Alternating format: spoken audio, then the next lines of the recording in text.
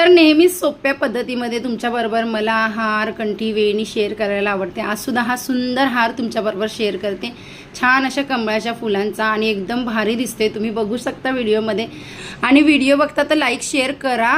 जेवढे व्ह्यूज असतात त्याच्यापेक्षा खूप कमी लाईक आणि शेअर असतात।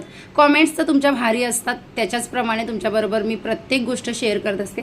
आता इथे कमळ अशा प्रकारे ना त्याच्या पाकळ्या खोचून घेते, स्लो मोशनमध्ये सुद्धा दाखवतो। तुम्ही तुमचे कमेंट्स असतात इकडनं दाखवा तिकडनं, तर माझा कॅमेरा एक साईडला सेट असतो आणि माझं शूट करायला कोणच नसतं। हे सगळी कामं मी एकटीच करत असते, त्यामुळे तुम्ही समजून घ्या एवढंच सांगेल। आणि बऱ्यापैकी मी शेअर करते, बोलून सुद्धा आणि एक्सप्लेन पण व्यवस्थित करते, म्हणजे मला जितकं शक्य होईल तितकं।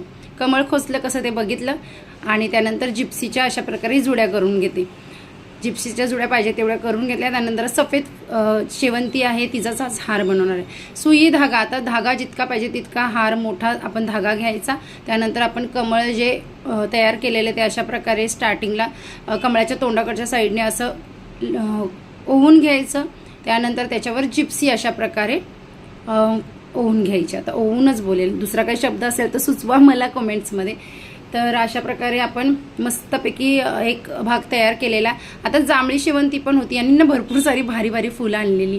तर जांभळी शेवंती कमळाचं आणि जे जिप्सी आहे त्याचं कॉम्बिनेशन एक नंबर दिसतं। तुम्ही कोणताही हार बनवा भारीच दिसेल। तर त्याच्यावर मी सफेद फुलं बघा, तुम्ही बघू शकता समोरच्या साईडनी होते, कारण का आपला हा हार उभा केला ना तर फुलं वरच्या साईडला जातील सगळी, म्हणून तर म्हणजे वरच्या साईडनी मस्तपैकी दिसतील आणि देठ आहे तो खाली व्यवस्थित असा दिसेल। त्यानंतर मध्ये मी अशा प्रकारे शेवंतीची उलटी सुलटी फुलं ओवून घेतलेली आहेत, जांभळ्या कलरच्या शेवंतीची, आणि मग कमळसुद्धा तोंडाकडच्या साईडने ओवलेला आहे।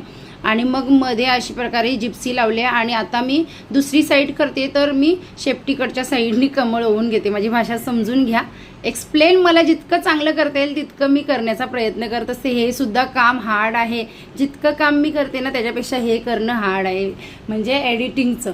त्यानंतर आपल्याला पाहिजे तेवढी सफेद फुलं ओवून घ्यायची आणि पहिले जसं केलं त्याच्या अपोजिट साईड दुसरी करून घ्यायची। अशा प्रकारे आपला हार तयार आहे। तर अशा प्रकारे तुमच्याबरोबर सुंदर हार मी शेअर केलेला आहे। तुम्हाला कसा वाटला हे नक्की कॉमेंट्समध्ये सांगा। आणि हार वगैरे स्वच्छ धुवून घेतलं, फुलं नेहमी देवाला धुवूनच व्हायची एवढं मी सांगेन। आता मध्ये ना मी लटकन केलेलं नाही, त्याचं कारण सांगते।